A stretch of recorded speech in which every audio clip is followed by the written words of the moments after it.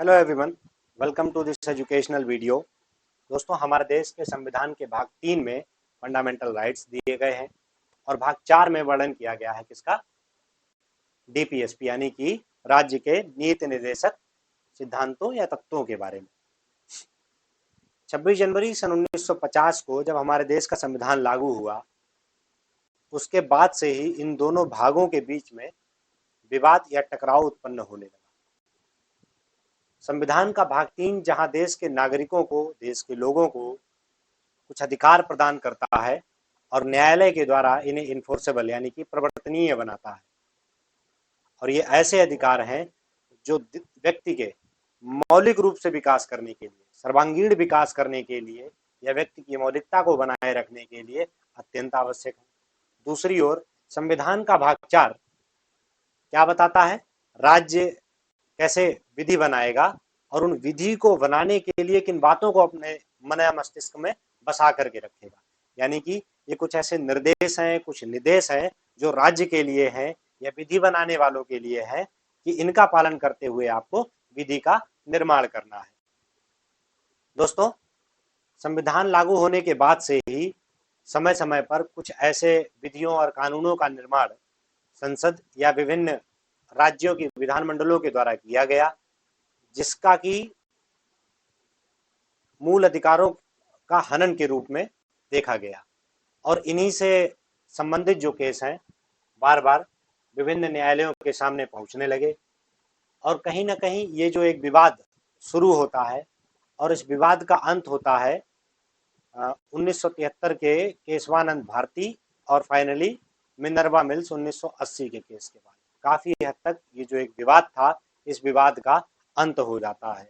और इन केसेस के बाद में जो संविधान का एक आधारभूत ढांचे का जो सिद्धांत है, बेसिक स्ट्रक्चर का जो एक डॉक्ट्रिन है, वो स्थापित कर दिया जाता है और उसके बाद में काफी हद तक इस विवाद का अंत हो जाता है। तो दोस्तों, इस विवाद में जो विभिन्न प्रकार के केस आए, जो विभिन्न प्रकार के वाद न्यायालयों के सामने आए, उन्हीं वादों को लेकर के मैं आपके सामने यहाँ पर उपस्थित हुआ। तो दोस्तों, शुरू करते हैं। दोस्तों, ऐसे बहुत सारे केस हमारे देश के विभिन्न न्यायालयों के सामने आए जिनमें कहीं ना कहीं फंडामेंटल राइट्स और डीपीएसपी के मध्य विवाद का प्रश्न था। तो इसी विवाद से संबंधित जो कुछ केस हैं वो इस वीडियो में मैं आपके लिए लेकर के आया हूँ। दोस्तों, सबसे पहला जो केस मैं आपके लिए लेकर के आया हूँ वो केस है चंपाकम दोराय राजन बनाम मद्रास राज्य। सन 1951 का ये मामला है। ये जब मामला सुप्रीम कोर्ट के सामने पहुंचता है तो न्यायालय ने यह निर्णय दिया कि अगर फंडामेंटल राइट और डीपीएसपी के बीच में कोई संघर्ष होता है तो मौलिक अधिकारों को अधिक मान्यता दी जाएगी। यानी कि सुप्रीम कोर्ट ने कहा कि मौलिक अधिकार जो है वो डीपीएसपी से ऊपर हैं, यानी कि उन्हें अधिक महत्ता दी जाएगी या अधिक तरजीह दी जाएगी। सुप्रीम कोर्ट के इस डिसीजन ने मौलिक अधिकारों को डीपीएसपी से ऊपर ला करके खड़ा कर दिया। इसी केस में आगे घोषणा करते हुए सुप्रीम कोर्ट ने कहा कि जो नीति निर्देशक सिद्धांत हैं उन्हें मौलिक अधिकारों के अनुपूरक के रूप में होना चाहिए, यानी कि ये सप्लीमेंट्री के रूप में हो या मौलिक अधिकारों के सहायक के रूप में काम करें। और सुप्रीम कोर्ट ने इसमें कहा कि यदि मौलिक अधिकारों में परिवर्तन करना है कुछ, तो वो जो परिवर्तन है संसद के द्वारा केवल और केवल संविधान संशोधन के माध्यम से किया जा सकता है। यानी कि इस मामले में सुप्रीम कोर्ट ने वरीयता दी मौलिक अधिकारों को, डीपीएसपी को उनके अनुपूरक के रूप में माना। बात आगे बढ़ती है।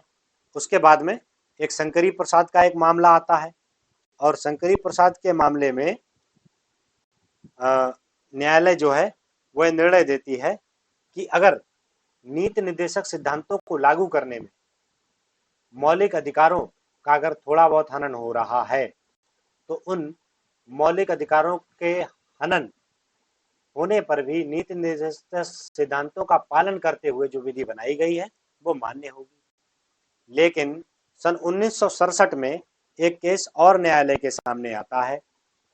सुप्रीम कोर्ट इस मामले में सुनवाई करता है 1967 में ये मामला सामने आता है।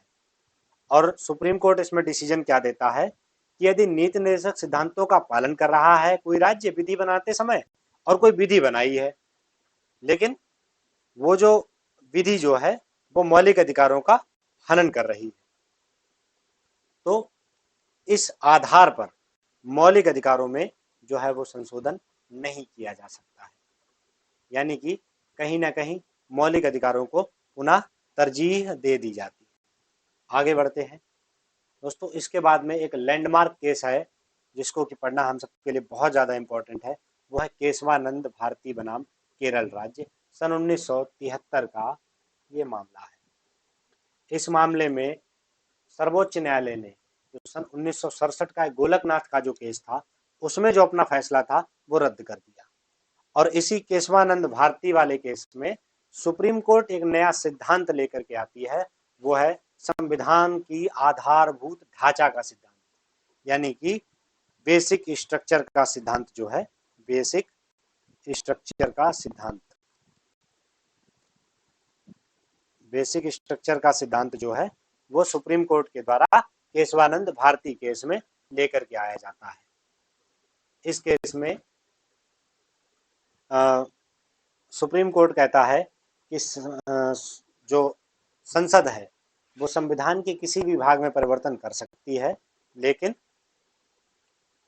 वह संविधान का जो आधारभूत ढांचा है, जो संविधान की जो मूल भावना है, उसको परिवर्तित नहीं कर सकती है। ठीक है बच्चों। इसके बाद में इसी बात को कोर्ट दोहराता है सन 1980 के मिनर्वा मिल्स बनाम भारत संघ बाद में, और कोर्ट कहता है कि जो संसद है वो संविधान के किसी भी भाग में परिवर्तन कर सकती है, लेकिन परिवर्तन ऐसा नहीं हो जो संविधान की मूल ढांचा को परिवर्तित कर देता। दोस्तों, इस मूल ढांचे को, इस बेसिक स्ट्रक्चर को संविधान में कहीं भी डिफाइन नहीं किया हुआ है, लेकिन समय समय पर सुप्रीम कोर्ट ने बहुत सारे ऐसे डिसीजन दिए हैं जिनमें बेसिक स्ट्रक्चर का यूज किया है। उसके आधार पर बहुत सी ऐसी बातें हैं, संविधान के बहुत से ऐसे गुण हैं, बहुत से ऐसे अनुच्छेद, बहुत से ऐसे भाग अब बेसिक स्ट्रक्चर के अंतर्गत शामिल कर दिए गए हैं, और इन बेसिक स्ट्रक्चर के अंतर्गत शामिल किए गई बातों में संसद किसी भी प्रकार से परिवर्तन नहीं कर सकती है। जैसे कि हमारी जो संसदीय प्रणाली है वो हमारी एक आधारभूत ढांचा है, संसद उसमें परिवर्तन नहीं कर सकती है। ठीक है बच्चों, तो इस वीडियो में इतना ही रखते हैं। उम्मीद करता हूँ आपको ये जो डीपीएसपी वर्सेस फंडामेंटल राइट्स से संबंधित जो केस है वो आपको समझ में आ गए। बहुत बहुत धन्यवाद।